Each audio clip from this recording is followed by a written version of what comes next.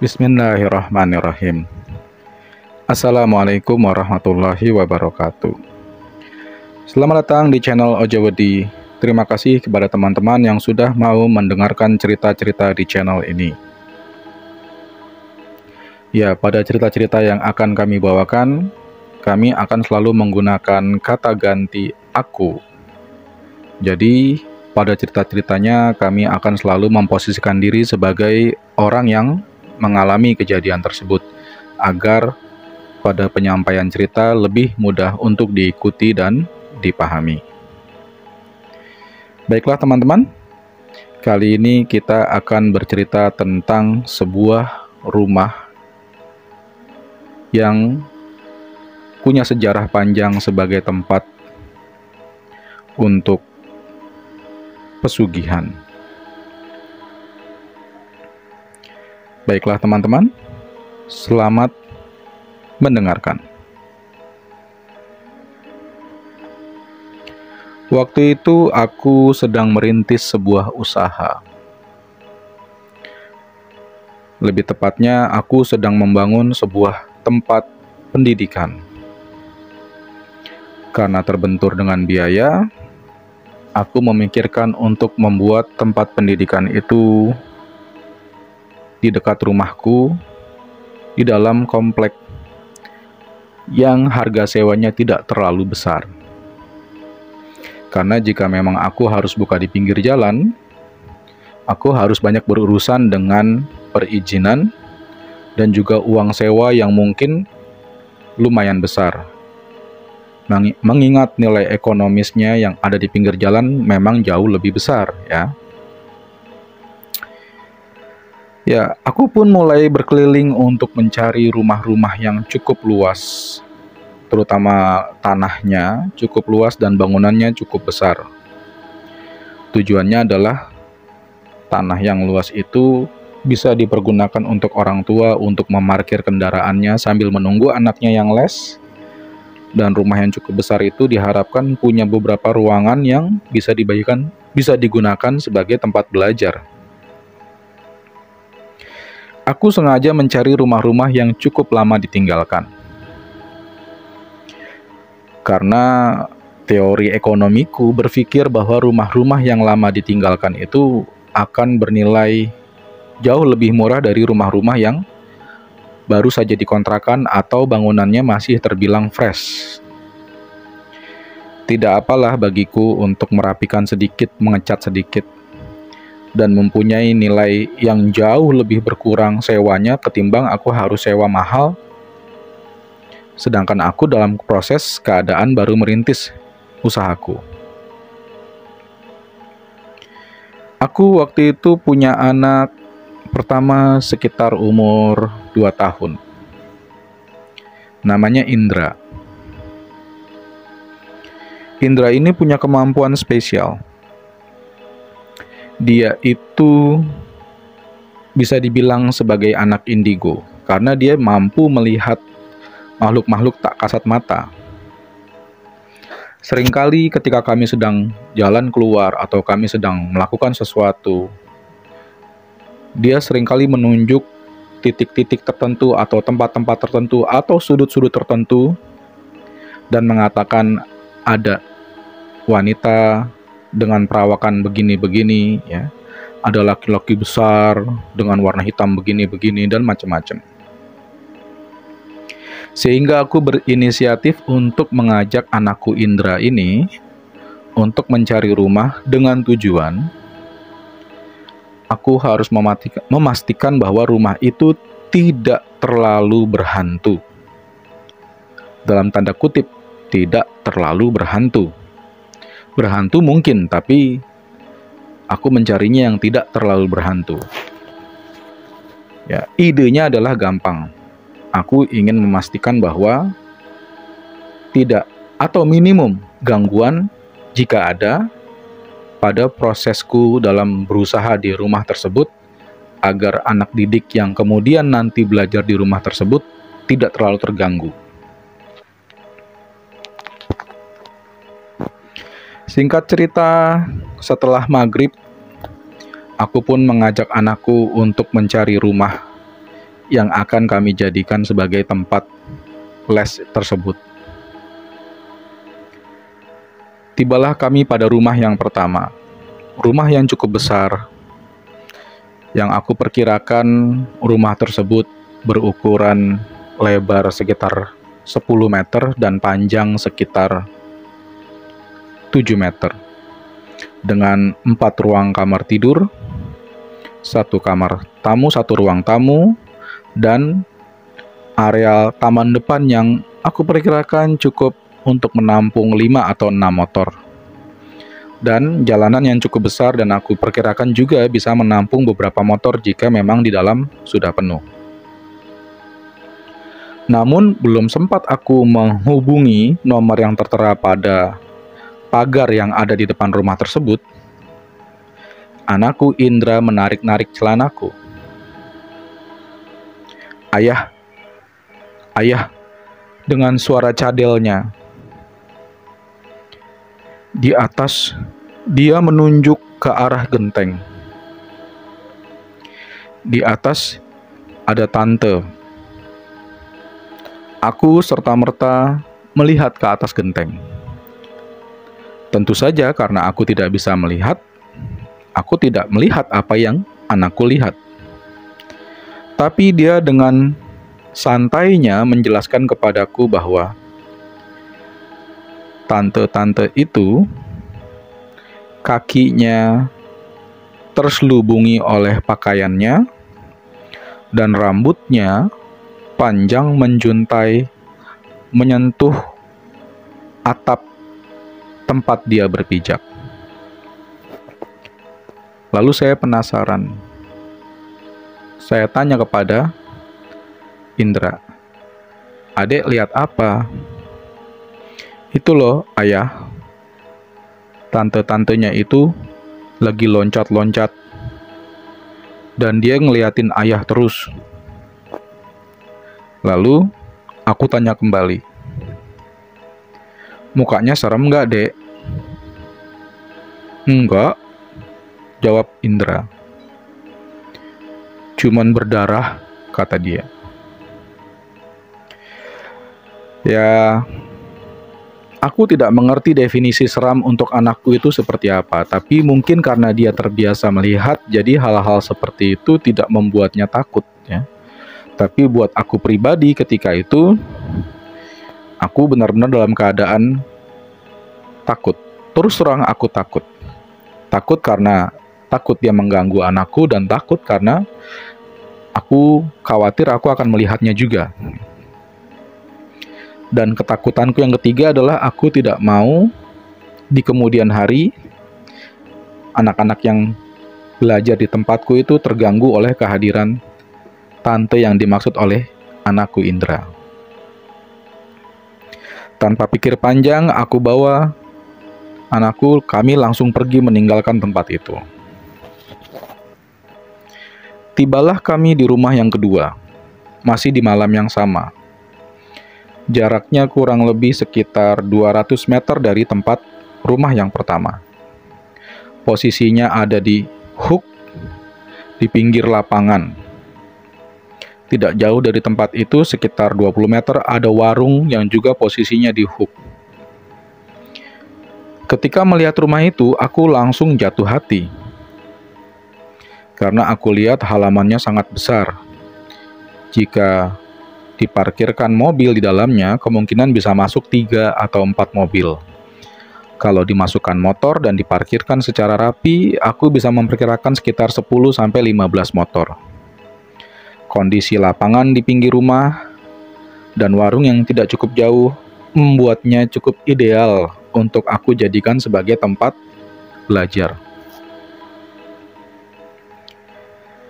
Kali ini aku tidak buang-buang waktu. Aku langsung tanya anakku, "Dek, ada apa di rumah ini? Adek lihat sesuatu nggak? Ada yang serem nggak?" Rupanya anakku tidak terlalu memperhatikan, atau mungkin dia sedang melakukan sesuatu. Dia hanya menjawab sambil celingak-celinguk, entah melihat apa. Dengan tingkah polahnya yang masih 2 tahun, dia bilang kepadaku, "Nggak ada apa-apa," dia bilang. Mendengarnya aku sangat senang sekali. Dan saat itu juga aku memutuskan, ini dia rumah yang akan aku jadikan sebagai tempatku untuk membuka lembaga pendidikan yang akan aku rintis. Langsung saja aku hubungi nomor yang tertera di pagar. Dan setelah aku berbicara panjang lebar, menanyakan tentang harganya, harga sewanya selama setahun, dan harganya memang benar-benar menurut aku masuk di kalkulasi perhitungan ekonomiku, aku langsung diminta oleh yang punya rumah untuk meminjam kunci dari tetangga sebelah. Karena ternyata pemilik rumahnya itu tidak di sini, jauh pemilik rumahnya. Aku kemudian ke rumah sebelah, lalu aku mengucapkan salam, "Assalamualaikum, Ibu." Ibunya menjawab dengan ramah, "Waalaikumsalam, Mas, ada apa?" Aku mengutarakan keinginanku, "Maaf, Ibu, saya boleh pinjam kunci? Tadi saya sudah menghubungi Ibu yang punya rumah, dan saya ingin melihat dalamnya." Lalu kemudian ibu yang di sebelah rumahku, yang kemudian kami kenal dengan Ibu Paijo, karena suaminya Pak Paijo, tersenyum sumringah, lalu memberikan kuncinya. "Ini loh Mas, monggo." Dan aku makin senang karena tetangga sebelah rumah tempatku yang akan kujadikan tempat les ini orang yang sangat ramah. Penting bagiku untuk mendapati tetangga-tetangga yang ramah agar mereka tidak terlalu menggangguku, terutama dalam hal kenyamanan. Karena melihat tetangga yang tidak ramah itu luar biasa tidak menyenangkan. Lalu aku ambil kuncinya, aku masuk ke dalam. Aku buka pintunya, aku nyalakan lampunya satu persatu. Rumahnya cukup kotor karena mungkin sudah lama ditinggalkan. Mungkin ada setahun atau 2 tahun. Berdebu. Ada 3 kamar tidur, ada 1 ruang tamu, ada 2 kamar mandi.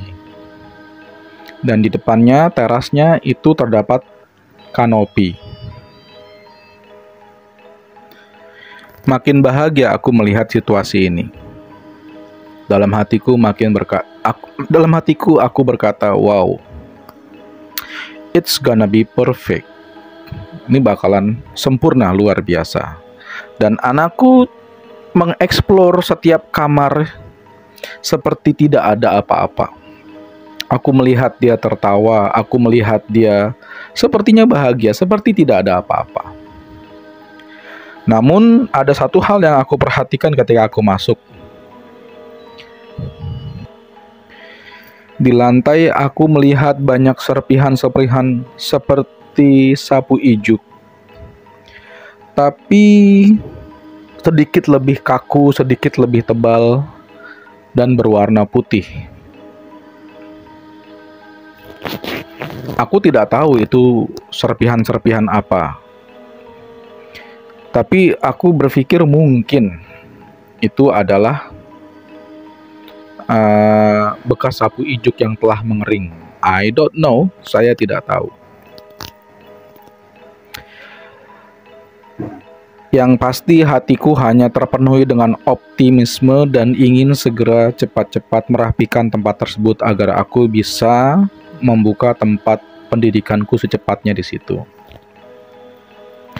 Singkat cerita, 2 hari kemudian aku sudah berhasil membersihkannya, aku sudah berhasil eh, memberikan sentuhan cat-cat pada ruangan tertentu agar terlihat lebih bersih.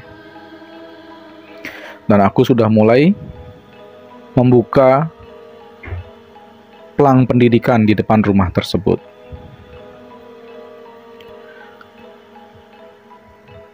Waktu berjalan seminggu, 2 minggu, murid mulai berdatangan, 1, 2, hingga menyentuh angka 25 kalau tidak salah waktu itu. Di akhir bulan pertama kami berhasil mendapatkan 25 murid. Yang kalau aku hitung secara matematis, 25 murid ini jika aku kalikan 4 bulan, itu sudah berhasil untuk membayar uang sewa rumah ini selama setahun. Dan aku berarti punya keuntungan sebesar 4 bulan. Jumlah yang luar biasa menurutku. Bahagia sekali. Pada beberapa kesempatan aku sering, terutama pada malam-malam tertentu, aku sering tidur di tempat itu. Alasannya sederhana, karena aku tidak mau orang berpikir bahwa ini adalah tempat kosong. Aku harus membuatnya ada orang di dalamnya, ada aura, ada hawa manusia di dalamnya. Satu hari aku tidur, aku perhatikan jika jam 9 malam aku masih duduk di ruang tamu mengerjakan sesuatu dengan laptopku. Aku melihat anak-anak yang berlari di depan rumah itu seperti ketakutan. Aku perhatikan jika mereka berjalan dari jauh, mereka seperti memandangi rumahku, rumah tempat lesku itu. Dan ketika berada tepat di depan rumah lesku, mereka akan berlari ketakutan beramai-ramai.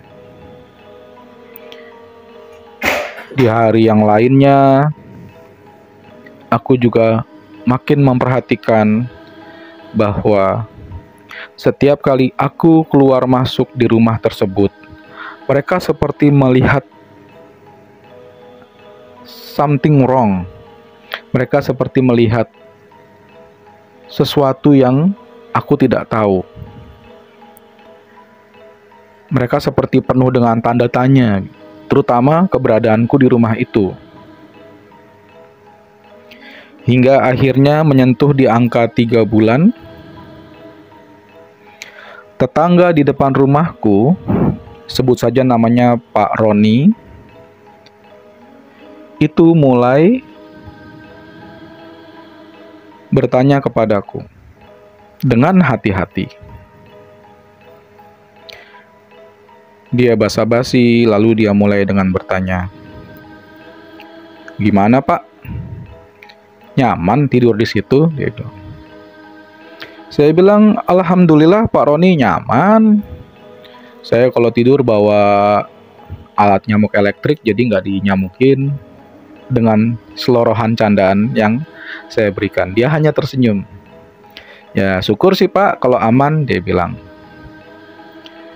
Lalu tidak lama dia kembali bertanya dengan sedikit seperti ingin mengulik sesuatu dariku. Pertanyaannya seperti ini, "Aman Pak, benar?" Entah kenapa aku langsung curiga dengan intonasi dan pertanyaan Pak Roni itu. Lalu serta-merta aku bertanya kepada Pak Roni, "Aman sih Pak, ada apa ya?" Pak Roni itu jadi serba salah, jadi salah tingkah. Lalu dia mulai berbicara seperti ini, "Maaf ya Pak, saya bukan nakut-nakutin. Maaf," dia bilang, "saya juga bukan iri dengan rezeki sampean atau ingin sampean pindah atau gimana, enggak. Tapi rumah ini saya tahu persis. Karena rumah ini posisinya ada di seberang rumah saya, Pak. Maksudnya gimana, Pak Roni? Tanyaku. Jadi gini, Pak. Bapak lihat tuh pojok belakang, dekat kamar mandi. Saya bilang, iya Pak Roni, ada apa? Itu pojok belakang situ, Pak. Itu dulu tempat naruh sesajen, dia bilang. Lalu saya bertanya kepadanya, maksudnya gimana Pak Roni? Dia pun menjelaskan. Dulu Pak, orang-orang sekitar sini nih, itu kalau mau minta nomor, mau minta togel atau apalah, itu naruh sesajen Pak di situ.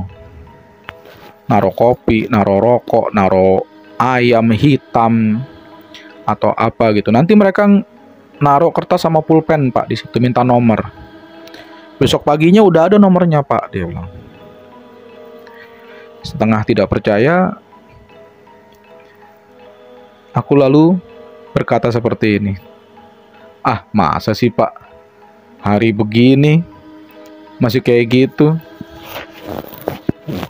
Lalu Pak Roni itu bilang,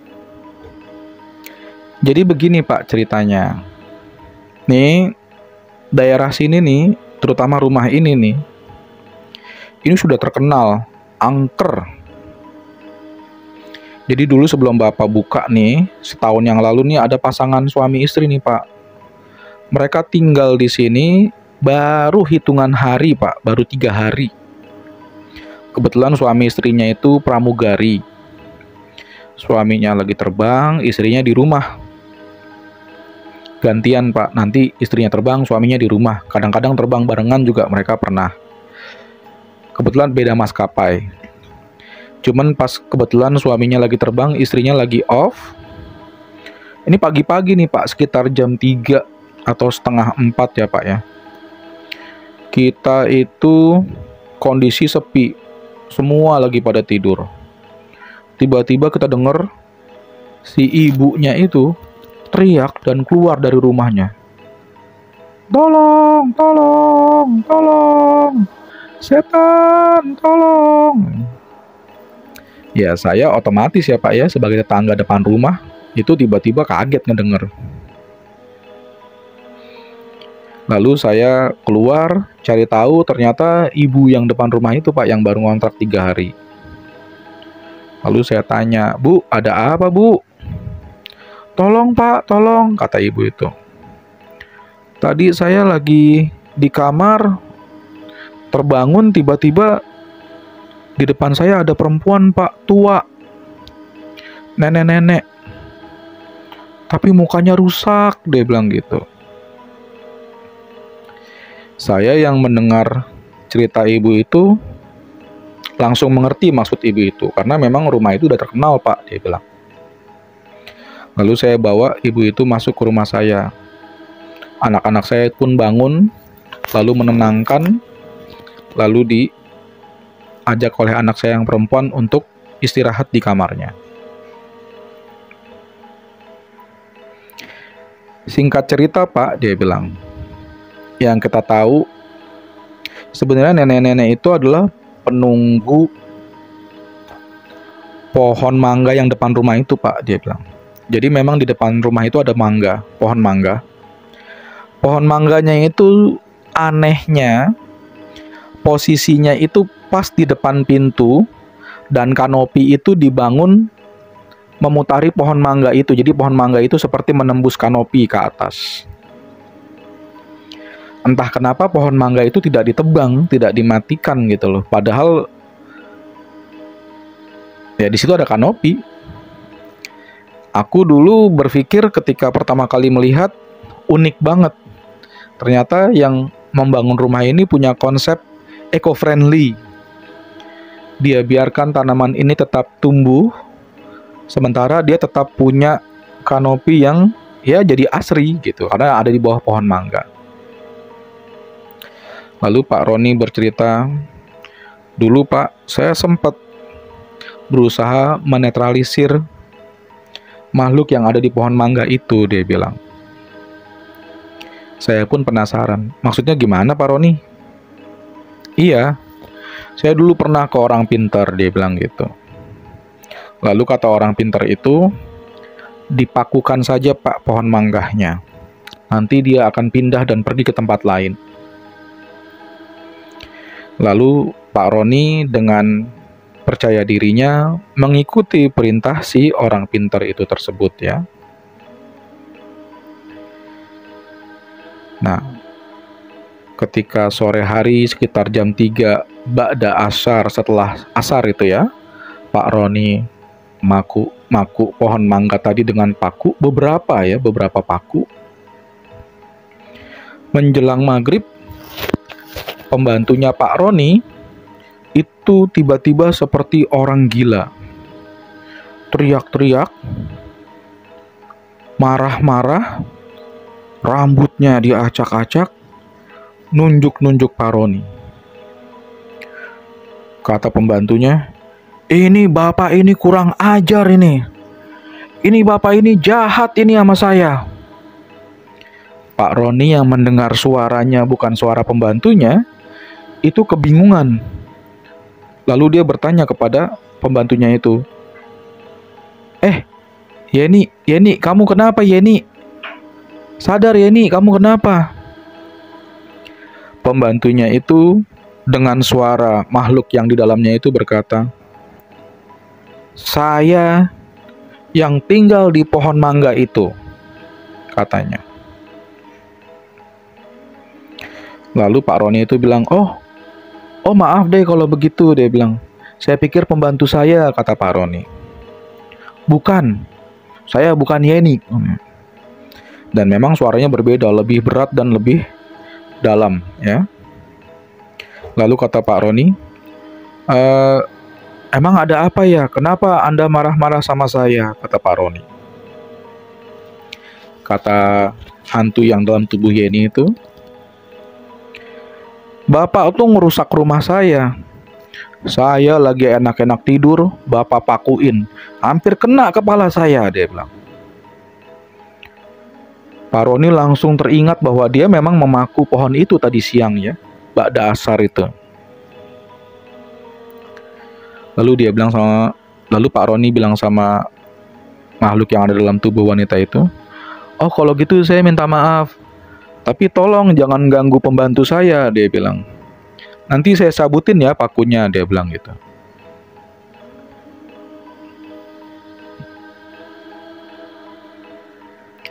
Lalu kata si makhluk itu, "Enak aja, udah ngerusak rumah orang, main minta maaf.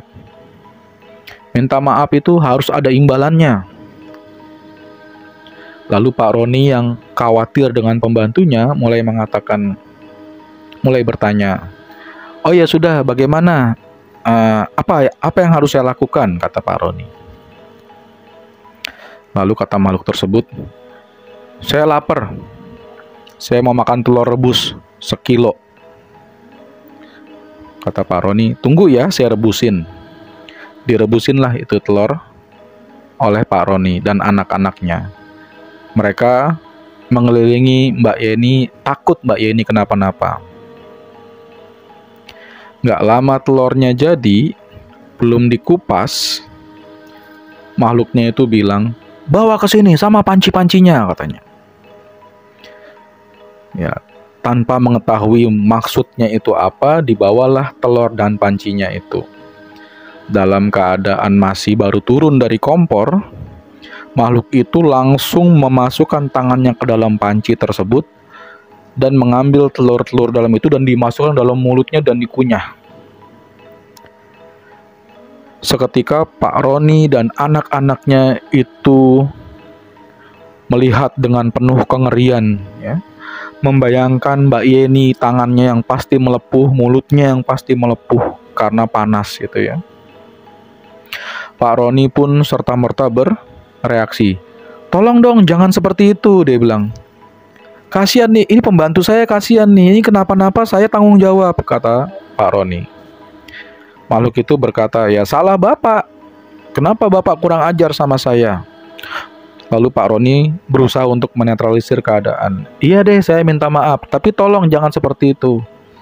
Udah ya, ini udah saya kasih telur. Ayo dong keluar," dia bilang. Ternyata makhluk tersebut belum puas. Lalu dia bilang seperti ini, "Enak aja, saya tuh baru makan, belum minum," dia bilang gitu. Lalu Pak Roni bilang, "Ya sudah, kalau gitu mau minum apa?" Lalu makhluk itu mengatakan, "Saya mau minum kopi mendidih. Kopi hitam," dia bilang. Lalu Pak Roni bilang, "Saya bikinin ya, tapi jangan mendidih minumnya." "Ya sudah, cepat," kata makhluk itu. Lalu Pak Roni mulai bikin kopi. Dia masukkan 1 saset. Makhluknya seperti mengetahui dari depan, dia berteriak, "Jangan 1, semuanya." Lalu Pak Roni masukkan 10 saset semuanya berbarengan ke dalam kopi itu. Dia teriak lagi, "Bawa sini kopinya." Belum sempat kopinya ditaruh di meja, termosnya diraih, dibuka, dan diminum semuanya. Kembali Pak Roni dan anak-anaknya itu melihat dengan kengerian.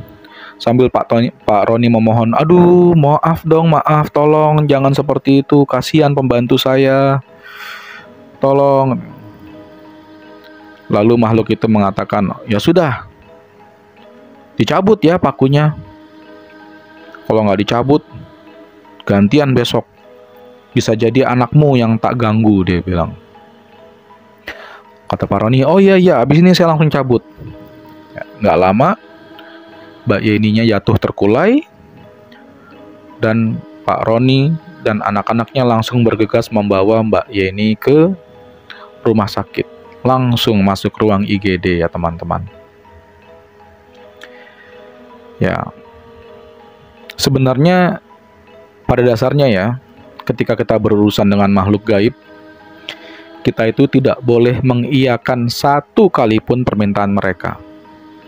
Karena sejatinya mereka itu lemah, ya. Sekali saja kita mengiyakan, maka kita akan menemui kecelakaan. Karena apa? Mereka memang hadir untuk mengganggu kita. Jadi sebisa mungkin jangan diiyakan, dilawan. Yakinlah bahwa kita lebih superior dari mereka. Sejatinya mereka itu nggak bisa nyentuh kita, nggak bisa ngebunuh kita. Tapi mereka bisa masuk ke tubuh kita dan mencelakai kita ketika kita dalam kendali mereka. Dan itu juga menjadi pelajaran buat kita ya teman-teman, bahwa kita tidak boleh kosong, tidak boleh banyak bengong. Ya, bagi yang muslim mungkin kalian bisa senantiasa untuk selalu berzikir ya, menyebut asma-asma Allah ya, Asmaul Husna. Bagi yang non-muslim saya tidak tahu, tapi ya kalian mungkin bisa membaca doa-doa yang kalian miliki ya, untuk selalu tidak bengong ya teman-teman. Singkat cerita, Pak Roni kembali, lalu dia mulai mencabuti semua paku-paku yang menempel di pohon mangga itu. Tidak terasa waktu sudah menunjukkan pukul 9 malam. Lalu aku harus segera bergegas dan memohon diri dari Pak Roni. Saya bilang, "Pak Roni, terima kasih informasinya, tapi saya sih selama ini tidak ada gangguan, jadi menurut saya tidak apa-apa. Dan mungkin sebisa mungkin akan saya netralisir sendiri." Lalu Pak Roni bilang, "Oh iya Pak, nggak apa-apa. Maaf ya," dia bilang, "saya nggak mau nakut-nakutin. Cuman memang kami di sini ini sebenarnya Pak, memperhatikan Bapak itu dari hari pertama masuk tuh kami menunggu-nunggu sebenarnya. Bahkan anak-anak saya itu bikin taruhan buat Bapak, berapa lama Bapak kuat di situ. Maaf ya Pak," dia bilang. Aku pun tertawa, "Tidak apa-apa Pak Roni. Kebetulan memang saya belum mengalami gangguan apa-apa dan insya Allah," saya bilang, "kalaupun diganggu saya siap, saya berani," saya bilang gitu. "Oh iya Pak," dia bilang. Lalu saya pun undur diri. cerita Pak Roni itu sedikit menjawab pertanyaan-pertanyaanku. Kenapa anak-anak itu kalau lewat depan rumah tempat lesku itu berlari ketakutan?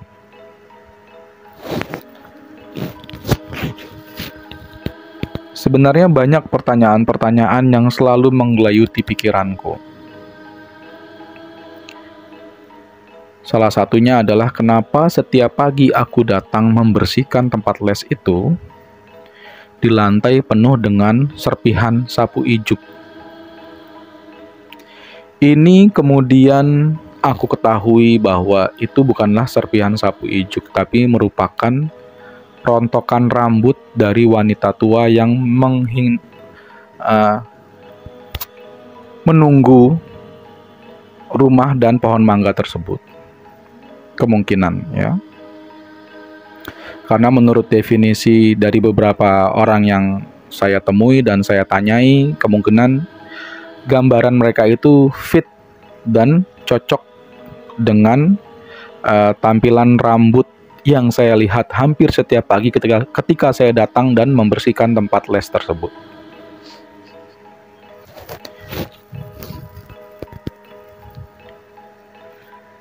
Luar biasa memang. Tapi pada dasarnya saya berhasil mencari rezeki di tempat tersebut kurang lebih selama 5 tahun. Dan alhamdulillah saya sendiri tidak mengalami gangguan. Hanya ada satu kali gangguan pada salah satu murid kami, yaitu ketika dia sedang belajar dan tiba-tiba dia menangis minta pulang. Aku dengan tidak tahu, lalu aku tanyakan kepadanya.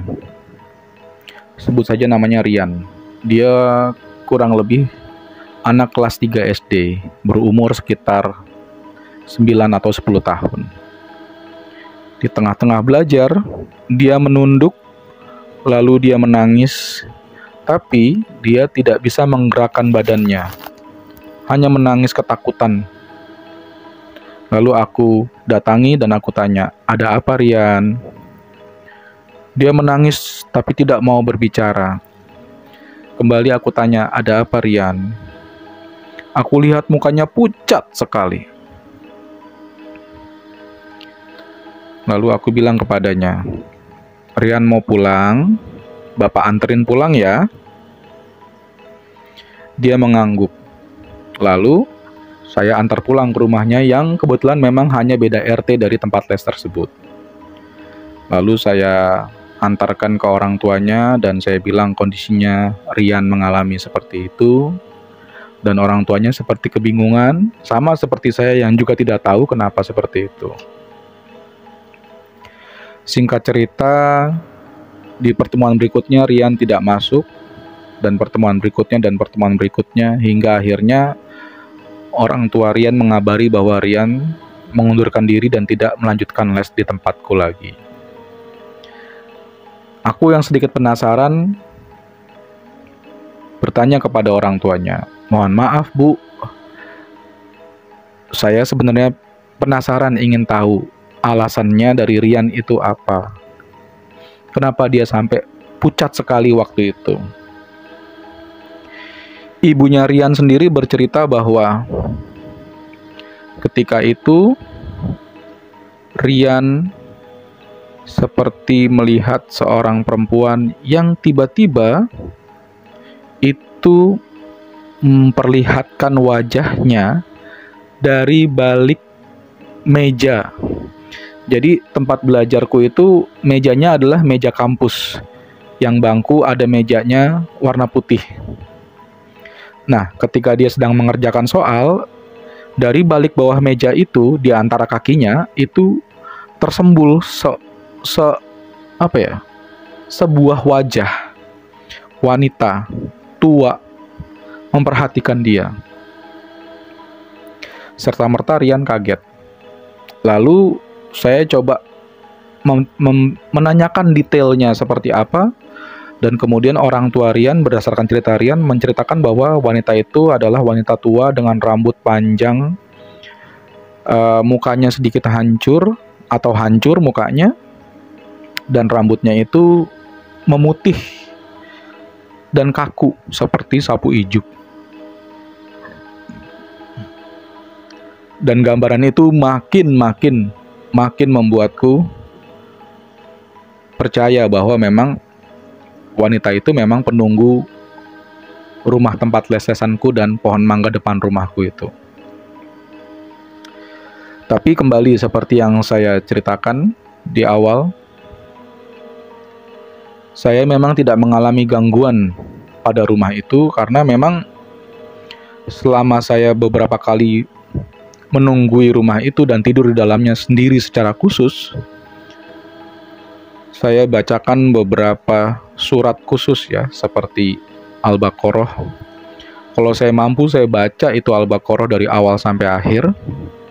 Kalau saya lagi capek banget, saya bacakan 2 ayat terakhir. Lalu saya ulang-ulang ayat kursi. Dan pada beberapa kesempatan juga sering saya bacakan Al-Kahfi ayat 1 sampai dengan 10. Ya, alhamdulillah sama saya tidak ada gangguan. Saya tidak bisa mengklaim bahwa dia takut kepada saya. Tapi saya yakin itu adalah hawa panas yang mungkin ditimbulkan dari bacaan-bacaan yang saya baca tersebut. Jadi untuk teman-teman yang mungkin rumahnya ada gangguan makhluk gaib, jangan takut. Kalian tidak perlu khawatir. Mereka bisa dilawan dan kita bisa melawan mereka. Tidak perlu beradu kungfu. Cukup yakin dan bacakan Al-Baqarah. Yakin, bismillah, mereka pasti kalah. Baiklah teman-teman, terima kasih telah mendengarkan cerita-cerita di channel Ojowedi.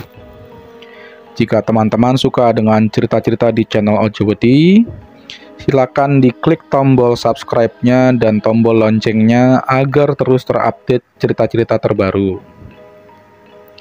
Jika teman-teman ingin membagi pengalaman mendengarkan cerita-cerita di channel Ojowedi, silakan diklik tombol share-nya dan bagikan pada yang lain. Akhir kata, terima kasih. Wassalamualaikum warahmatullahi wabarakatuh.